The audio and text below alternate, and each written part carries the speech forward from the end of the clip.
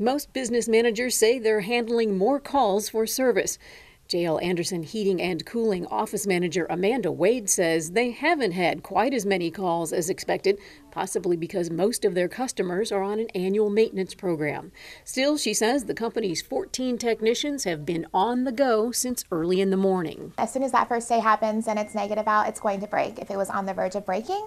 So we've been doing a lot of those types of calls, so a lot of control boards and bigger parts like that, and then a lot of simple things that maybe someone didn't get their maintenance done. Also, Wade says they've taken some calls from customers who are concerned because their furnace isn't heating their home to the temperature set on the thermostat.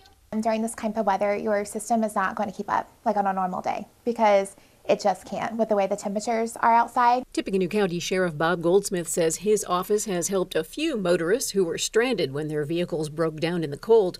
For the most part, he says, residents seem to have followed the advice to stay safe at home. A spokeswoman at Franciscan Health says the Lafayette Emergency Department is reporting below average weather-related visits, likely because community members heeded warnings about staying inside. A spokeswoman at IU Health Arnett says the urgent care treated one case of frostbite and a few cases where people were injured when they slipped and fell on ice. She says IU Health Arnett Hospital treated one case of hypothermia and one injury due to a fall.